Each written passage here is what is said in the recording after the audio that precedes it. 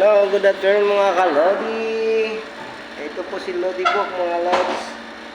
Nag-i-sticker ng sampol ng Pongitox para sa mga tanim mga lodi. Kung hindi nyo pa nalalaman to, hindi nyo pa nasusubukan gamitin, abay gamitin nyo na mga lodi. Ito po ay mabisa talaga.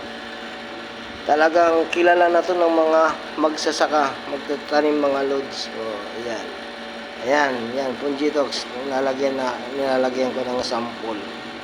Ayan ay magagamit mo siya sa mga minggo, katulad ng minggo mga lodi. Ito, tabako, rice, tomato, at saka beans, saka cucumber melons, ayan. Ornamental orchids, yun, pwede rin mga lodi, oh. Cabbage, ayan. Isa pa yan. Lettuce, ayan. Pwede mga kalods. Isang marami pa. Strawberry, pwede rin. Grapes, orange, calamansi, banana, papaya. Ang dami. Ang daming pwedeng paggamitan itong Pongitox mga lodi. Ito po ay powder siya.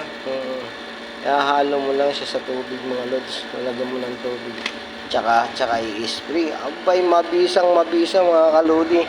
Ayan o, nalalagyan ko ng sticker mga kalods. Ayan ay sample siya mga lodi. Pamimigay sa mga farmers. So, yan ang sticker na ginagamit ko. Kaya, yung hindi pa nakakapagsubok nito mga lodi, abay, punta na kayo sa mga tinda-tindahan na, no? Agkim, mayroon doon, mabili. Madali makabili doon mga kalods. So, ayan. May mga tanim-tanim kayo dyan. Ito lang kasagutan nyo sa mga insekto para hindi madadapuan ng mga insekto mga kalodi. Oh. At maganda ang kakaresulta ng kanilang bunga. Diba? Iyan mga lodi. Subukan nyo na ito gamitin mga kalods. Ayan, Pongitox. 100 grams siya mga kalodi. Madami-dami na yung magagamitan mga idol.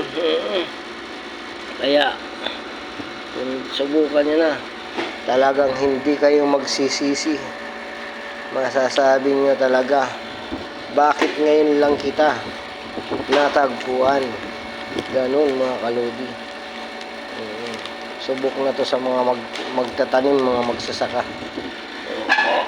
Mga lodi. Ayan.